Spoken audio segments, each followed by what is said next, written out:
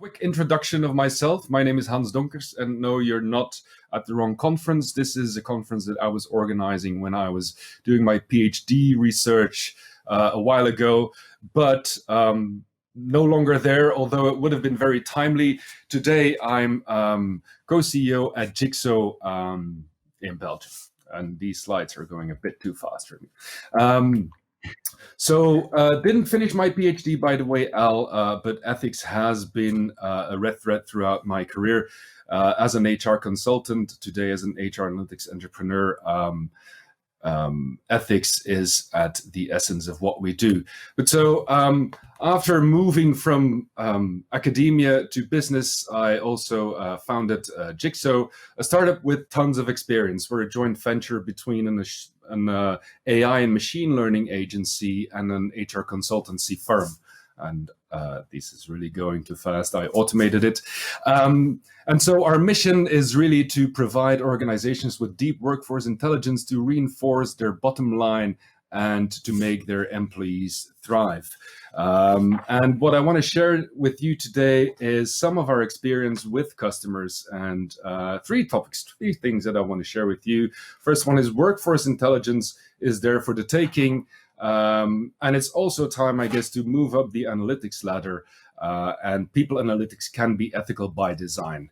But regarding the first one, obviously, these are exciting times to be in HR, and I don't want to focus too much on COVID today. I mean, companies are not just about people right now. They were so before the crisis, and they will be after the crisis. And so the question is, before and after, how do we create working environments where people can thrive, where they don't fall out in burnout, where they keep on learning, etc.? And I have to say, I meet a lot of great HR people in my work, and all of them are genuinely motivated to make sure employees can be at their best. But although very motivated, they're often struggling with the right approaches. And of course, this is not new. The need for data is not new. But as Josh Bersin said yesterday, HR analytics is in the hot zone now. Or as a journalist from The Economist put it recently, a chief people officer can make or break a company now. And so what we need is not only very motivated and competent HR people, we also need some data geeks in the room. And so that's where JiGSO comes in.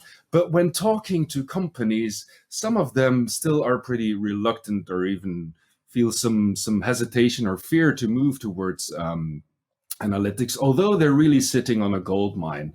But unlocking that gold mine does require more than spreadsheet people analytics. And just to say, I'm a big fan of Excel sheets. But it's not enough. It's just not the right tool to unlock your data and to come with deep insights. So what we do at JiGSO with our customers is tap into those different data sources. And by the way, not only HR data, but also business data. And we put them in a data hub, and from that transform those data into real-time accurate intelligence. And once you have that data model ready, you can have the workforce insights at your fingertips. And so instead of spending time on generating those insights, HR people can spend their time on using them and on discussing them with business leaders and other stakeholders.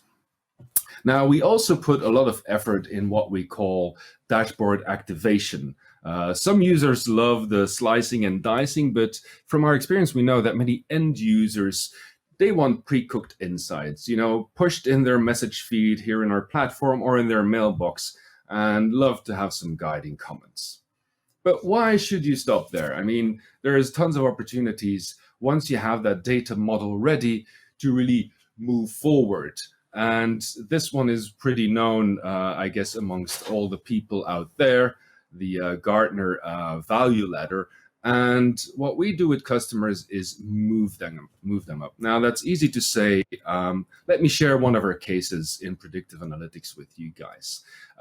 Here's a customer case, a domestic cleaning services company, more than 2,000 headcount with high absenteeism, leading to 15% productivity loss.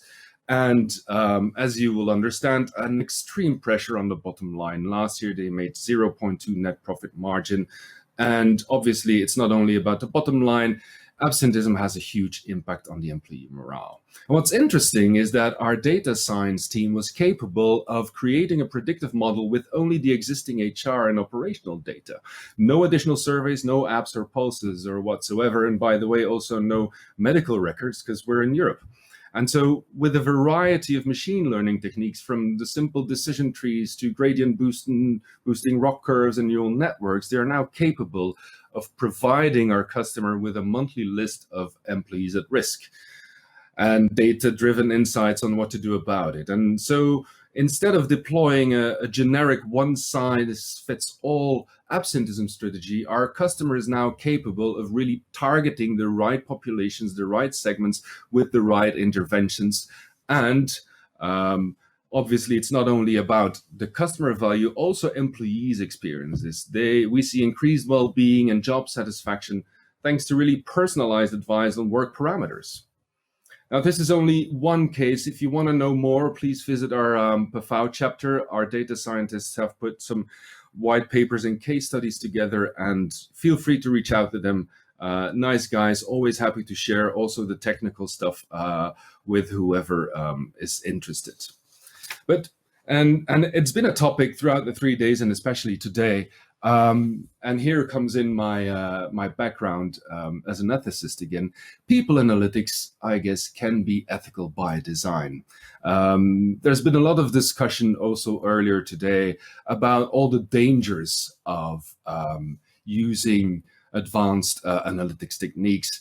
And without going much into ethical theory, I do think we have to make a distinction between preventing bad or evil and creating good. With regards to the first, I mean, yes, we do have to prevent evil or bad use. And with regards to transparency, that's also what we do. It needs to be transparent, what gets in the box, also what gets out of the box. But not only that, also what you do with it and for which purposes. So transparency is the key condition to create trust. Another thing we have to avoid is automated decision making. I often say the last mile of the decision making in HR should be done by a human. Our data science team can prepare insights, can transform data into insights, but it's humans who decide. And by the way, those humans shouldn't be motivated about finding who the bad guys are. It's really about finding out what the bad situations are and allowing them to intervene. And for me, this sort of sums it up well. We should want to have AI behave at our best, not copy our worst. And so that's where the opportunity comes in. Our experience is that with good data science, you can actually create positive moral situations. Let me explain a few things on that. First one is, and if this were a live session, I would ask you to raise your hand if you feel you're unbiased, and I wouldn't raise my hand, and I don't think anyone would. And yes, we all know the examples of biases being built into the algorithms, but the opposite is also possible.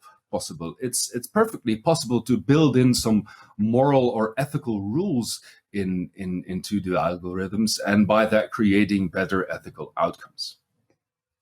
Another thing is that as well, during the crisis, as before, we see a lot of people suffering from burnout, toxic leadership, etc. And very often they're not being noticed, or the situation is being ignored.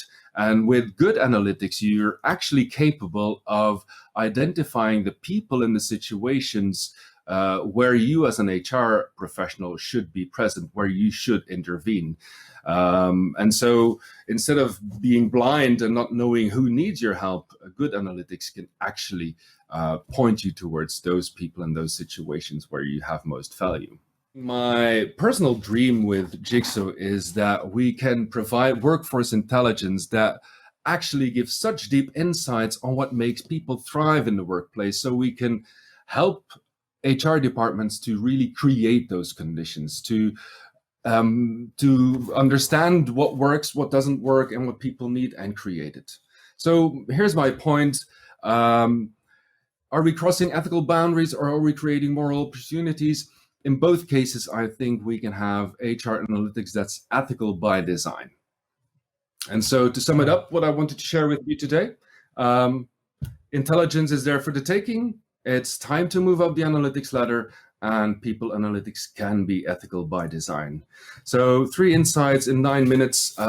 Happy to talk further with you guys. Please reach out if you're interested, or if you want to share your experiences. And looking forward to hearing from you.